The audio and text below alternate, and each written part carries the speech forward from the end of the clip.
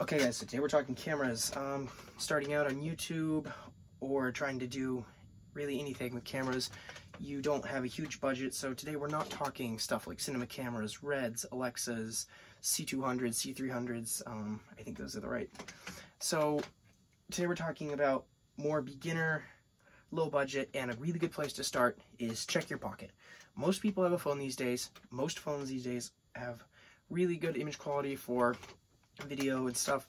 Right now we're filming on a iPhone XR. That's my phone, that's what we use.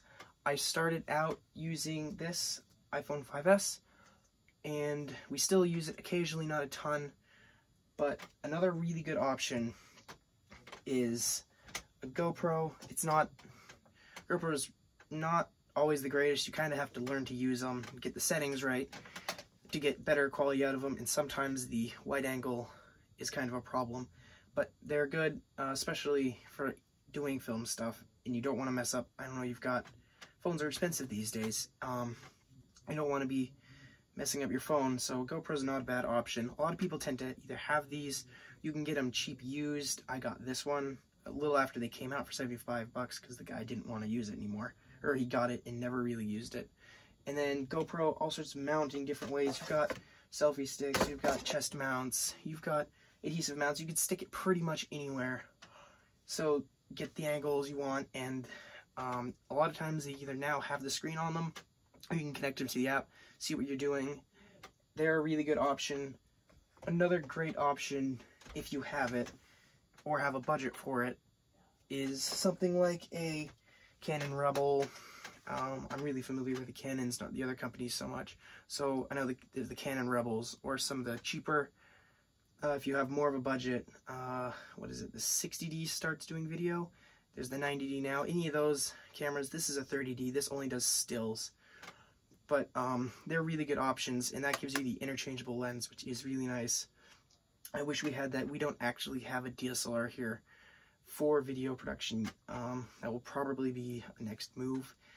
But a big thing with video and starting out is you don't need the highest quality video, really.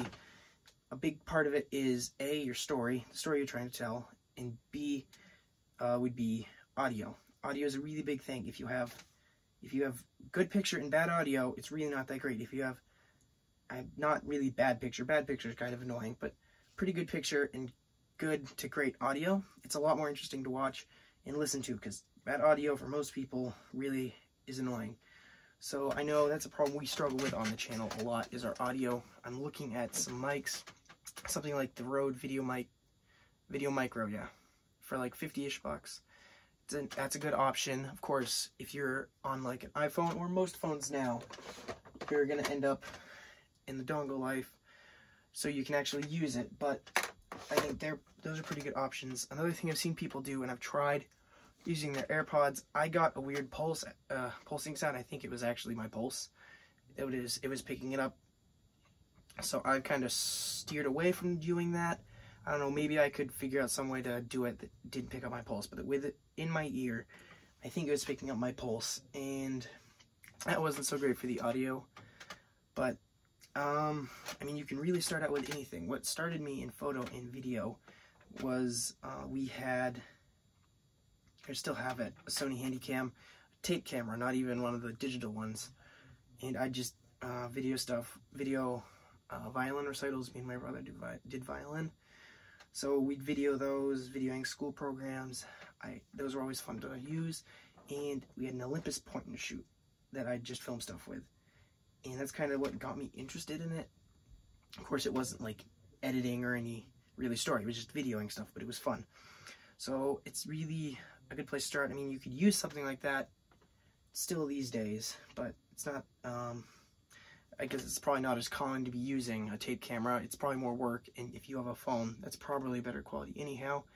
And like I was saying, audio and your storyline kind of play a really big role too in your productions, because an interesting story in less quality is better than a story that has no storyline and shot on, I don't know, some professional camera. So, and there have been some feature films that people have shot on something like a phone. Now, I think they've created cages and adapters to use like a zooming, focusing lens, which is a nice thing you don't get on a phone.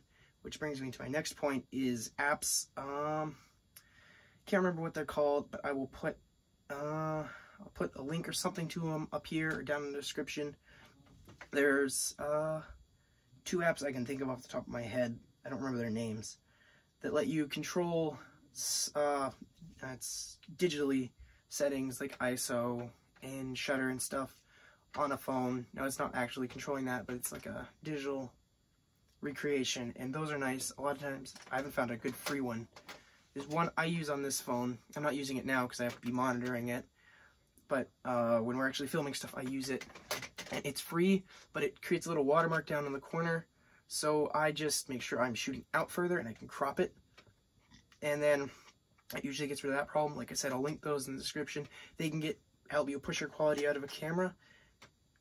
And then, like, when feature length films are done on a phone, they use that, and I think they adapt to use actual lenses. So I guess I'll end the video there with saying that about production. Thanks for watching, and I'll see you in the next video.